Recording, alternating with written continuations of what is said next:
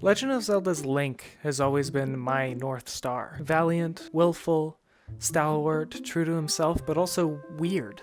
Difficult to understand and extremely unique. His unabashed dedication to his values, his reliance in himself amidst pain and chaos, his incessant climb towards what he desires. All these things are things that I feel and connect with at the deepest recesses of my being. Whether that be a coincidence that I ended up aligning with this character, or that I was literally molded by being the guy for thousands of hours of my life, doesn't really change anything. I'm aware that nostalgia plays a big role in this, but The Legend of Zelda, Twilight Princess is by far my favorite Zelda experience. In 2007, I scrounged every possible dollar that I could find to buy a Wii and my first Wii game. That game just happened to be The Legend of Zelda Twilight Princess. I remember Ordon Village.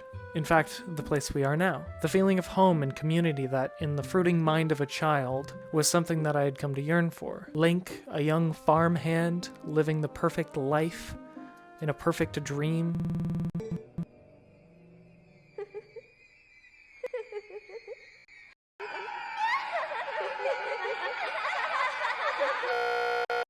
To be exposed, optically, to one of the darkest Zelda games at such a young age must have had an effect on my psyche to a degree that I couldn't quite comprehend at the time. I spent a lot of time alone, just ruminating in the feeling of loss and darkness that this game presented, something that probably helped in the following years where life seemed to kind of circle the drain harder and faster than my small mind should have had to bear. Sadness, juxtaposed with the warmth of dusk, in a game that I had no intention of caring about more than just how fun it was, greeted me with an existential dread I had never come in contact with.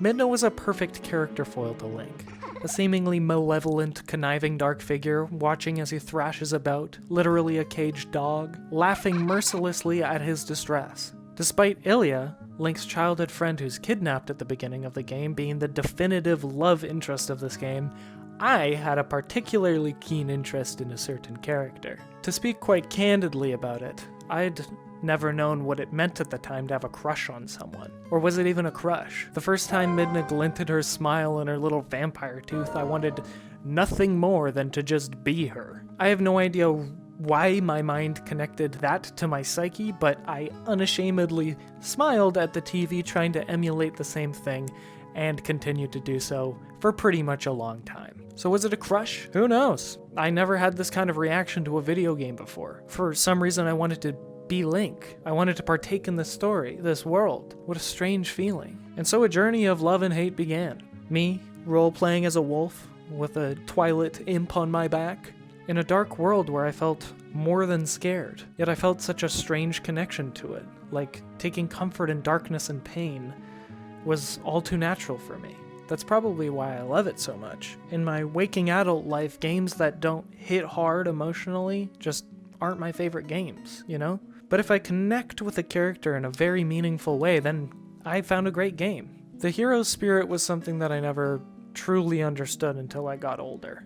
As far as I knew, he was just a kind, strong-willed Stalfos, or just a tutorial level. In 2020, I played Ocarina of Time for the first time in my life, and I have quite literally cried thinking about him. If that doesn't show you how deep this is for me, bro, it is deep. Zelda lore? I will talk to you about Zelda lore till you die. Mark my freaking words. To think that in a game so full of loss already, Nintendo would reintroduce a character that was the embodiment of regret.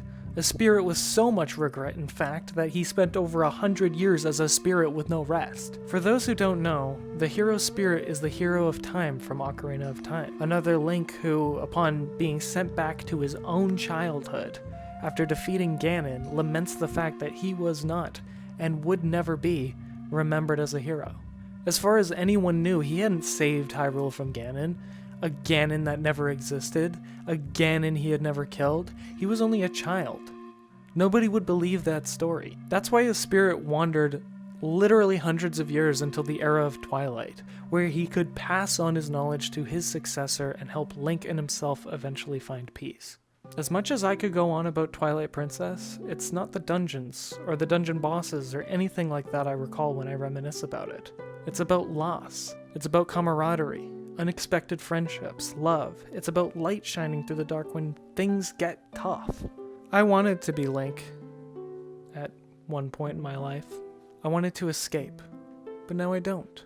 We all have an identity. Some of us are happy with the way it is. Some of us aren't. In reality, it's difficult to exchange the person that we are for someone else. We could move far away from everything we know and reset our lives. Or we could make a new name, a new look, and change the way we connect with the people around us if we wanted to. But in a world where judgment and pressure are ever present, who wouldn't want to reset? Or even escape, if even for a moment? Why wouldn't you want to take control of that and shape yourself the way you want? In my eyes, society's resistance to growth and change is what drives people into isolation. In reality, we never get to choose who we want to be from the get-go. We kind of just have to roll with it or fear judgment. Hell, I spent more time in character creation in all the RPGs I played than most people. I understand that people don't always have this approach. They're happy just being whatever they are in the game, and that's great in its own right. For me, someone practically raised in fantasy worlds, I just want so badly to be a part of it all. I've become so interested in online identity lately, like the digital space, allowing anybody to be anything. My mother always said that I was born with a controller in my hand. For her sake, I hope that wasn't true because that sounds frickin' horrifying. But realistically, yeah.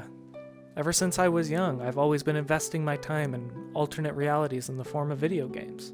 Whether I was coping with reality through it or just genuinely enjoying it, I was playing games all the time. As much as I enjoyed it though, there was always that knock at my door in my heart saying, "You're wasting your time. Everybody is getting ahead of you. You're getting left behind. This is a waste of time." Honestly, I've believed it many times in my life. I mean, sometimes when you're playing video games for, 18 hours straight and you just feel lifeless, it's hard. And you sometimes end up believing those things, And yeah, a lot of those things are true. I missed out on a lot of things in life, a lot of story beats, a lot of once-in-a-lifetime moments that I'll never be able to have again. But as I'm older now, I've realized that I don't actually regret it one bit. Shadria was born out of a yearning for identity. I'm proud of who I am in real life now, and there's no qualms with that, but I just have this insane yearning for extra identity, something that is beyond me, something that is analogous to me, something that is a part of why I game in the first place.